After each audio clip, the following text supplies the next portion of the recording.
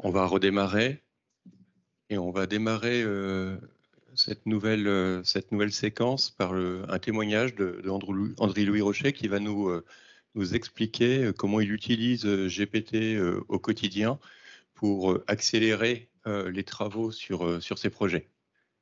André-Louis. Merci. Alors, ça peut être...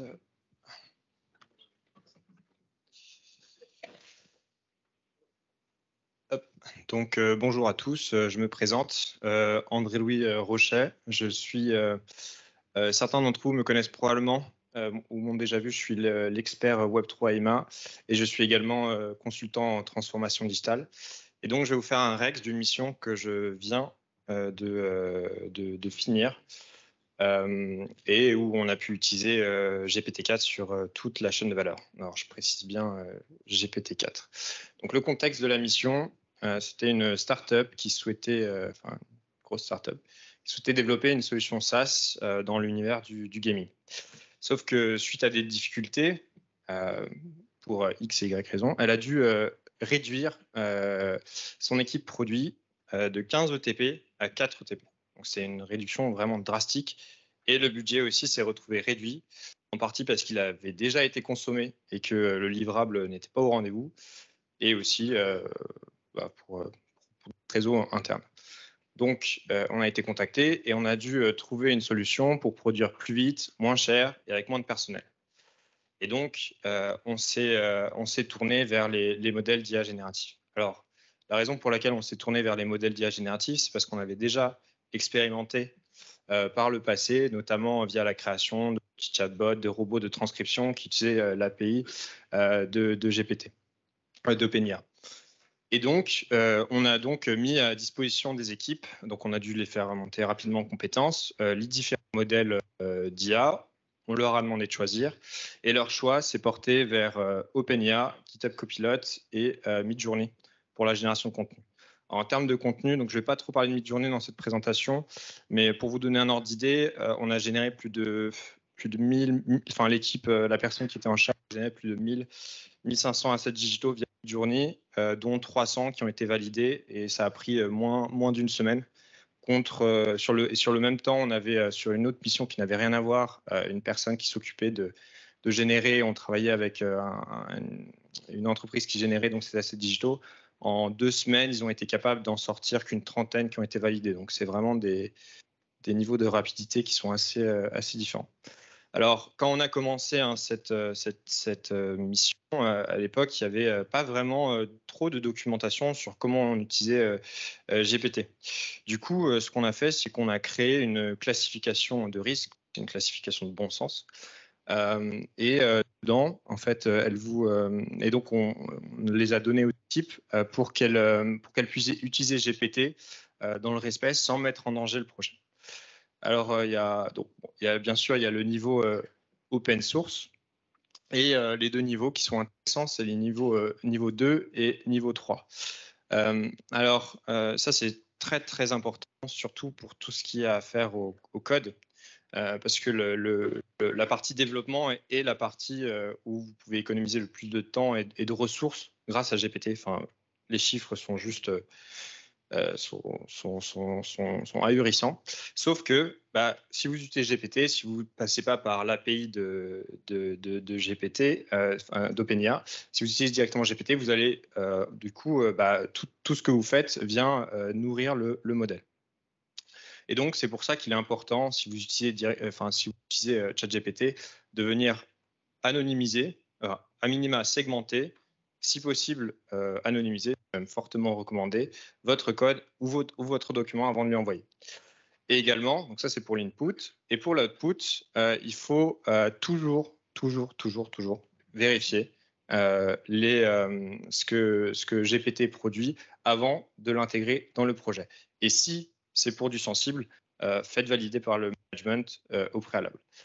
En ce qui est niveau 4, n'envoyez rien dans ChatGPT. Si vous devez utilisez des solutions ou alors créez-vous votre propre standalone et utilisez l'API d'OpenAI. Alors, pour ceux qui ne savent pas, OpenAI s'est engagé, si vous utilisez leur API, les données que vous générez ou que vous alimentez ne viennent pas nourrir en fait leur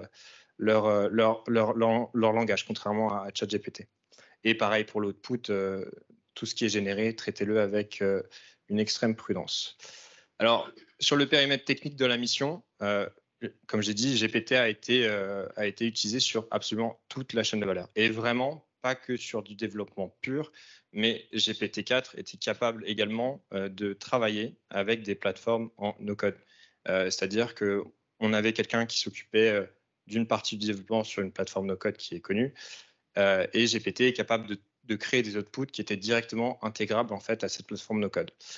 Pareil pour tout ce qui est connectivité JavaScript, ce qui a pris un temps très très faible à développer, qui a été fait quasiment entièrement grâce au output de GPT.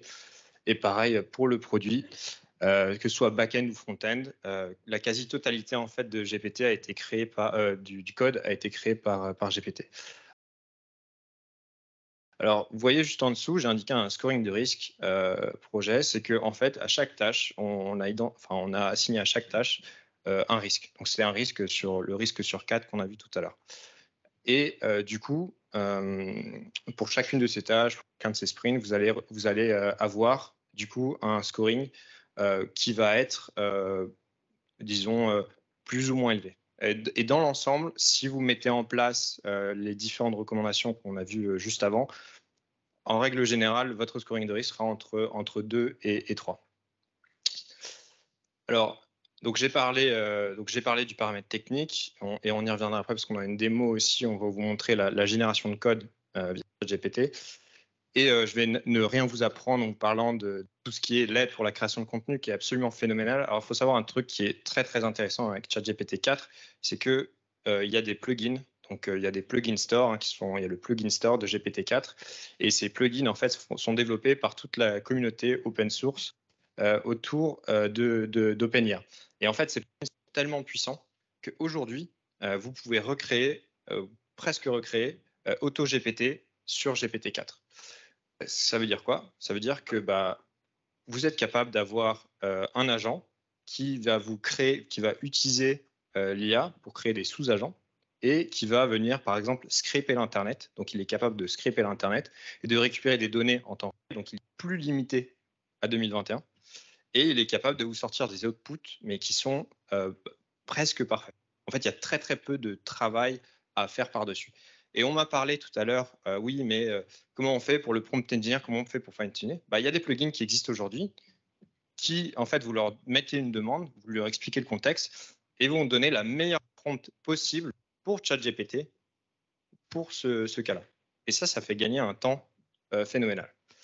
Alors, sur la création de contenu, une des choses qui a été intéressante, qu'on a un peu découvert, c'est que, notamment avant les phases de test key user, on a pu, en donnant certaines datas et en donnant du code à GPT-4, il a été capable en fait de recréer un petit peu le produit, le fonctionnement du produit, et il a été capable de simuler des scénarios différents en fonction de personas différentes qui s'étaient créés lui-même et nous donner en fait et nous indiquer potentiellement où est-ce qu'il aurait pu avoir des problèmes avant même que le test soit parti au key user.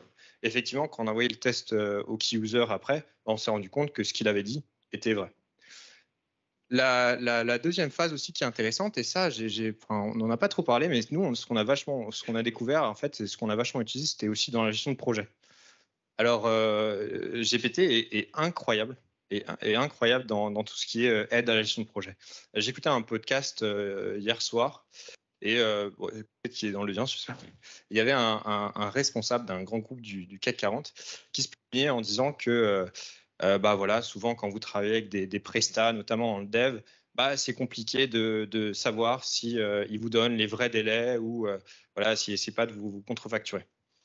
Et comme on a dû travailler avec des prestats externes, c'est vrai que parfois on se rendait compte qu'il y avait peut-être des choses qui nous étaient annoncées qui semblaient un petit peu étranges. Mais bon, comme c'était eux les experts, voilà, on pouvait challenger un petit peu, mais c'était leur parole contre la. Grâce à GPT, ce qu'on a découvert, c'est que en lui donnant les bons paramètres, en lui donnant la bonne tâche, en lui donnant le profil de la personne qui va réaliser la tâche Donc, plus on est détaillé, mieux ça marche. Il est capable de contre-vérifier le délai et de vous donner un délai qui pense être le délai juste en fait pour cette tâche. Donc parfois ça vient valider. D'autres fois en fait vous vous rendez compte que vous avez des énormes écarts en fait entre ces délais. Oui. Je vais revenir après, mais de toute façon il y aura je vous montrerai après, il y aura la vidéo et vous pourrez voir les délais. Et enfin sur la partie développement, on a du coup tout ce qui est la partie du coup codage, debugging, audit, mais surtout c'est la partie documentation qui est très très intéressante, notamment parce que nous il y avait un transfert, en fait on devait transférer certains assets à un repreneur, et du coup en fait on passe de vieux code qui a été codé par les équipes précédentes et il fallait le passer aux nouvelles équipes, et donc il y avait tout un travail de nettoyage et de commentaires qui était à faire pour le rendre lisible et pour faciliter la transition, et ça ça a été fait en 2 heures quoi.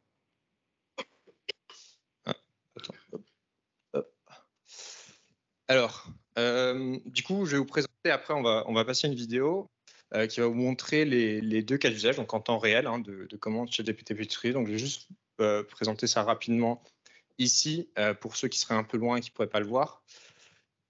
Donc on avait une variable, donc ça c'était dans le code, on avait du coup une variable non reconnue dont le développeur ne savait pas trop en fait quelle pouvait être la provenance. Donc vous imaginez, hein, c'est des milliers de lignes de code, et du coup ça prend du temps à trouver et à comprendre. Parfois ça peut être une erreur, une majuscule, ça peut vraiment être tout et n'importe quoi.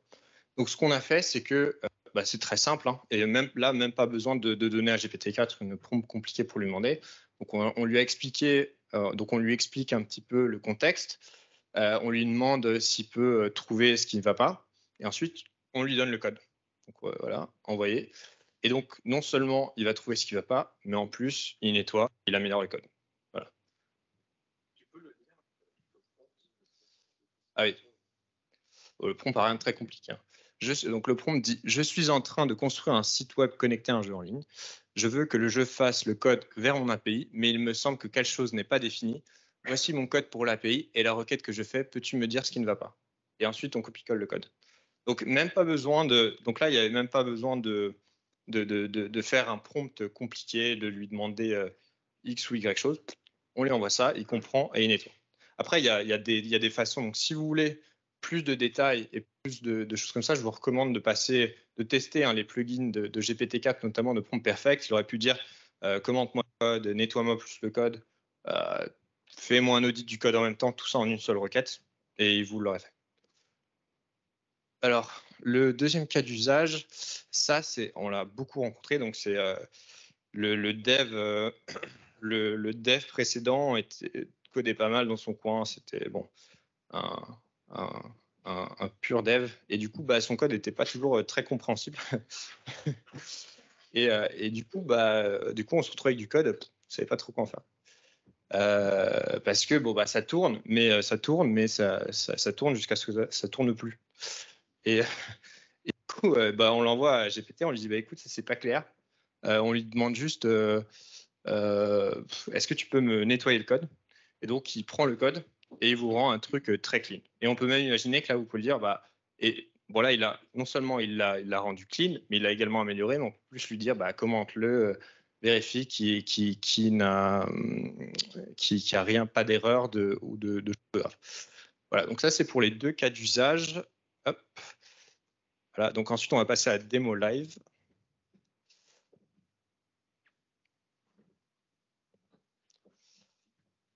Alors, ça, c'est une démo. Elle est accélérée de 30% à peu près. Mais c'est pour vous. Mais j'ai demandé aux développeurs avec qui on bossait de se mettre comme s'il était en situation réelle, quoi. Donc voilà. Donc voilà, vous voyez. Donc, il voit l'erreur. Donc il voit l'erreur, il la cherche. Il se dit mince, comment je fais? Donc hop, il va sur GPT-4 et là, il met la demande. Donc là, il met la demande. Donc là, vous voyez, ça c'est l'interface de GPT-4. Et juste au-dessus, s'il était resté un peu plus longtemps, vous auriez pu voir notamment les plugins. Bon, là, il utilise la version normale de GPT-4. mais s'il aurait voulu, il aurait pu utiliser les plugins qui lui permettent de faire tout un tas de choses, de mettre des PDF, d'aller sur Internet. Enfin, vraiment, vous pouvez faire absolument tout. Donc voilà, donc là, il lui explique le contexte. Donc c'est la même prompt. Il lui envoie les différents messages. Et ensuite, une fois qu'il lui a renvoyé du coup Et alors, ce qui est aussi intéressant, c'est que je lui ai demandé, fais des erreurs d'orthographe en fait quand tu écris. Parce qu'on se dit, bon, bah, si jamais il se trompe sur un verbatim, est-ce que du coup, ça va faire capoter tout l'output? Bah, pas nécessairement. D'ailleurs, ça l'a même pas fait, ça a même pas trop causé de problème. Donc, il écrivait comme s'il écrivait rapidement. Il faisait des fautes d'orthographe, il changeait des lettres, il n'utilisait pas nécessairement les bons mots. Mais GPT-4 était capable de créer. Donc, vous voyez, donc GPT-4 va lui dire directement où se situe le problème, il va lui dire où récupérer les données et il va lui donner directement la solution. Et il ne va pas lui donner qu'une solution, il lui donne les 2 solutions possibles à son problème et il lui recommande la meilleure solution entre les deux. Et du coup, il va juste prendre le code, copier-coller, faire le test et ça tourne. Voilà, ça c'est fait en 5 minutes. Normalement, ça peut prendre jusqu'à plus de 3-4 heures pour quelque chose de simple, plus longtemps pour quelque chose de plus compliqué. Donc, bon, là, il le remercie. D'ailleurs, fait intéressant, vous avez un petit bouton en haut et un petit bouton vers le bas. Quelqu'un l'avait mentionné tout à l'heure. Si vous faites le bouton vers le bas, donc le bouton vers le haut, effectivement, ça ne fait pas grand-chose, mais si vous faites le bouton vers le bas, il va en fait vous donner un résultat alternatif qui est souvent meilleur que le résultat qu'il vous a donné. Donc, et ça marche très très bien avec GPT-4. Donc, si jamais, par exemple, vous utilisez ChatGPT, vous avez un prompt, vous n'êtes pas satisfait par le prompt, vous lui donnez un prompt, vous lui mettez négatif et vous verrez souvent l'output est meilleur. Donc là, pareil, vous voyez, donc là, c'est vraiment, il a copié-collé ça en mode barbare et hop, ça lui donne directement en fait tout le code et plus visible. Vous voyez, mais ça, c'est vraiment accéléré de 20-30%, quoi. Donc ça va vraiment très, très, très, très vite. Donc voilà, donc là, il génère tout le code en entier. Et ensuite, il lui donne aussi des recommandations. Il donne des recommandations. Et donc, il lui dit, écoute, va tester ces paramètres, vois ce que tu mets. Et potentiellement, et si tu rencontres une erreur ou reviens me voir. Donc là, il vient tester. Donc là, il vient tester en fait le code. Et là, il voit, ah, tiens, mon code m'affiche ça. Et donc, il vient lui parler. Il lui dit, voici l'erreur. Il y a un duplicate. OK. Et vous voyez, il n'a pas recopié-collé tout le code. Hein. Il a juste recopié-collé l'endroit où il a vu l'erreur. Et donc, il lui dit, lui, il comprend tout de suite. Il dit, voilà, je pense que votre erreur, c'est que vous importez la bibliothèque Express 2 fois. Fais ça. Et donc, il lui copie-colle directement ce qu'il y a à faire. Et remarquez que pour sauver, du coup, il ne va pas lui recoder tout le code. Il va faire des espaces en fait entre les différentes lignes de code et va lui donner uniquement le code qu'il concerne. Comme ça, lui, il a juste à le copier-coller et ça n'utilise pas trop de tokens inutilement. Donc voilà, hop. Et donc là, en plus de ça, il lui demande, à partir de ça, crée-moi une nouvelle requête en plus qui me permette de faire quelque chose en plus. Donc là, on est même dans l'analyse ou dans le de code. Il va lui demander, génère-moi, en fonction de ce que tu as vu, sachant qu'il n'avait même pas nécessairement le code entier, dit, génère-moi un code en plus qui permettrait de l'améliorer. Et donc, il lui dit juste, j'aimerais rajouter une requête, et il lui explique ce qu'elle permettrait de recevoir comme données. Donc, vous voyez, vous voyez, limite, il fait même des fautes, c'est pas grave. Il écrit ça comme ça, et il lui explique juste ce contexte. Donc voilà, c'est qui permettrait de recevoir les données d'un utilisateur. Et lui, il comprend tout de suite. Il demande pas en quel langage vous voulez le faire, comment vous voulez le faire, ou d'autres précisions supplémentaires. Et hop, il lui sort en TypeScript. Et lui, il a juste à l'incorporer. Hop, hop, hop. Voilà. Donc après, il lui donne quelques instructions.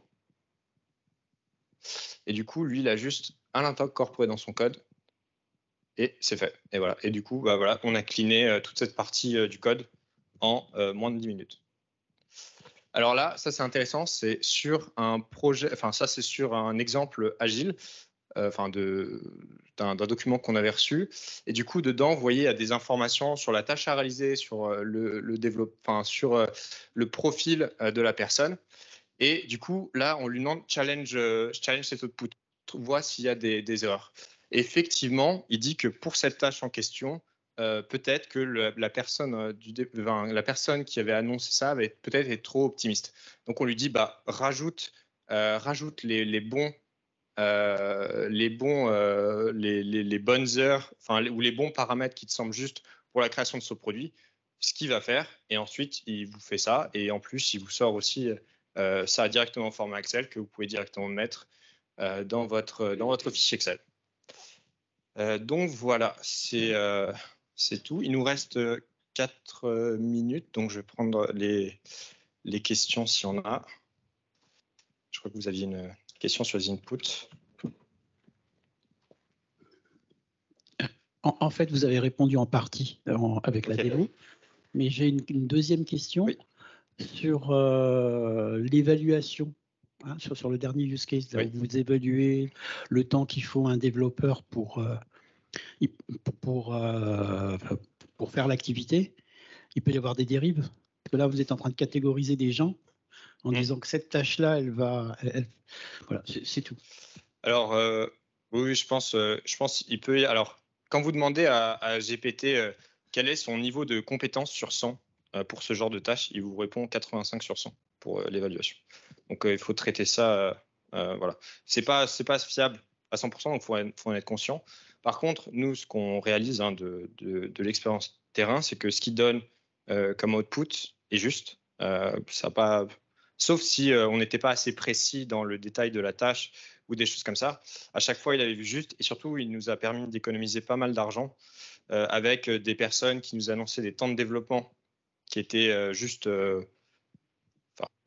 bien plus super à ce qui était prévu initialement. Et surtout, en plus, ce qu'il a fait une fois, c'est que non seulement il a fait ça, mais il a dit bah, si je voulais, je vous génère le code. Donc, on a généré le code et au final, bon bah voilà, c'était assez, non, c'est assez puissant. Après voilà, faut faire attention. Et d'ailleurs, si vous remarquez sur la dernière vidéo, il indique bien que parce qu'on a fait exprès, il indique bien que le temps passé en heures sur un projet n'est pas la donnée la plus importante.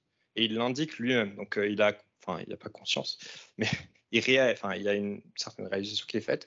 Et du coup, il indique lui-même que le temps horaire. Donc il indique ça, mais il va quand même vous donner l'output que vous souhaitez. Voilà. Autre question.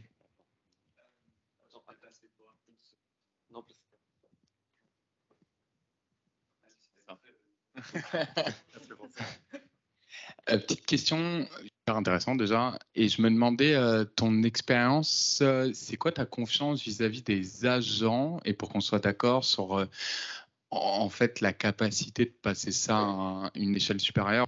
Il demande des features un peu haut niveau, il est capable de gérer un plan et après de prendre les tâches de plan et de ce plan, générer le code, automatiquement le tester, automatiquement vérifier qu'il marche bien et ça. À quel point tu es confiant vis-à-vis de ça ou pas?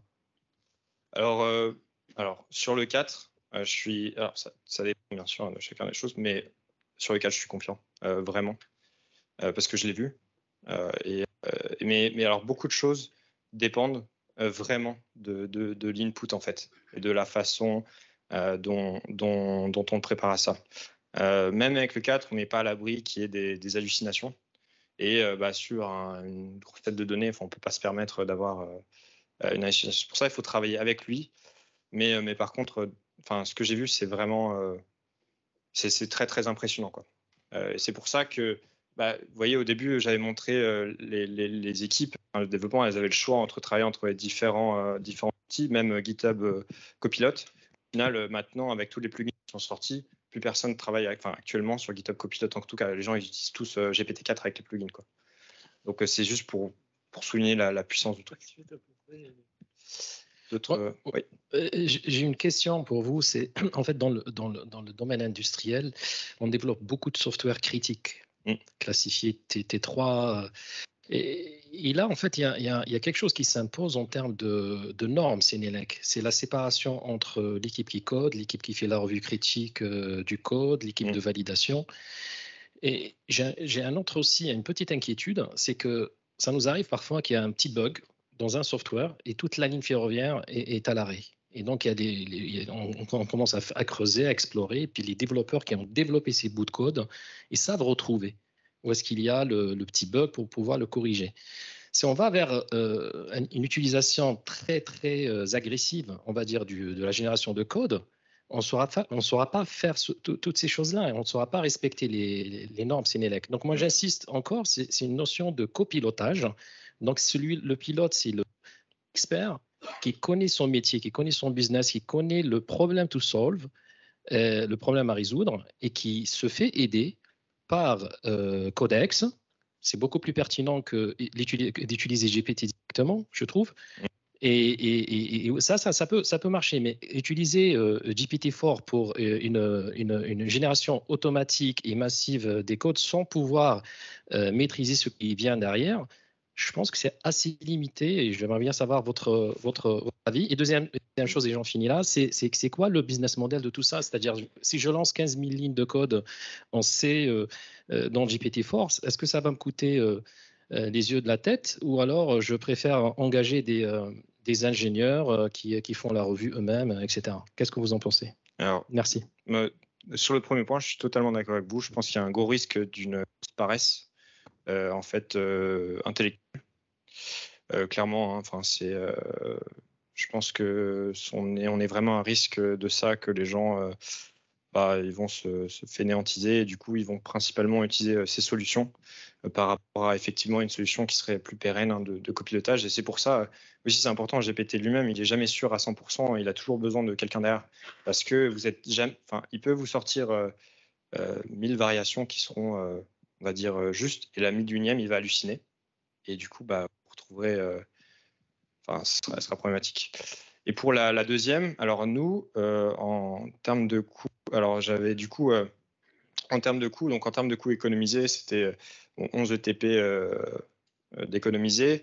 En termes de coût d'utilisation, alors dans votre présentation, vous avez parlé de l'importance d'utiliser 3.5 pour étage et 4 pour étage. C'est vrai.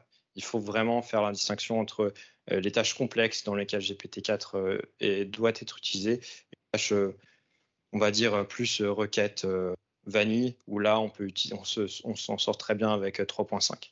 Et même en utilisant massivement 4, en termes de coût, c'était en dessous d'une centaine d'euros par personne. Et le coût économisé, c'était, sur le budget économisé, ça se compte en plusieurs dizaines de milliers d'euros par mois, quoi, rien que sur ce périmètre. Je crois que j'ai fini.